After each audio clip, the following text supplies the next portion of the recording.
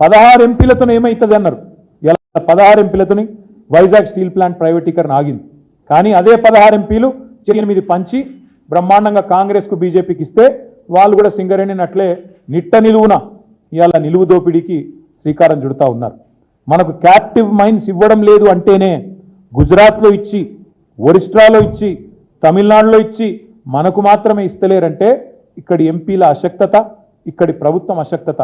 కేసీఆర్ ఉన్న నాళ్ళు సాహసం చేయలే, కేసీఆర్ ఉన్న రోజులు వేలం పాట పెట్టలే.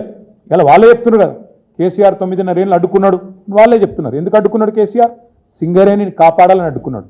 ఎందుకంటే కేసీఆర్కి తెలిసింది, ఏం తెలుసు, వైజాగ్ నెట్లనైతే ఇవాళ వీళ్ళు నష్టాల బాట పట్టించి చివరికి ప్రైవేటీకరణకు తెరలేపినరో సేమ్ సింగరేణికి పట్ల కూడా అదే కుట్ర వైఖరి ఉంటుంది అనే ఉద్దేశంతోనే కేసీఆర్ గారు సింగరేణిని కాపాడడానికే ఆ ఆక్షన్లో పాల్గొనలేదు.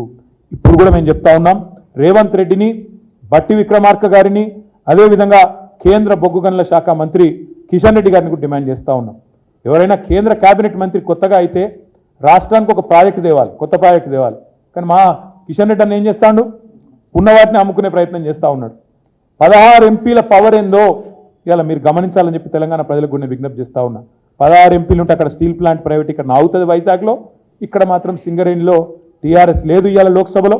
కాబట్టి ప్రైవేటీకరణ ప్రారంభం జరిగింది. ఇవాళ నిరాటంకంగా ఇద్దరు కలిసి బ్రహ్మాండంగా ఇవాళ ఆయన గారేమో అమ్మమంటే ఈయన గారేమో వంతపాడుతూ నేను వేలంపాటలో పాల్గొంటా అని చెప్తా ఉన్నాడు.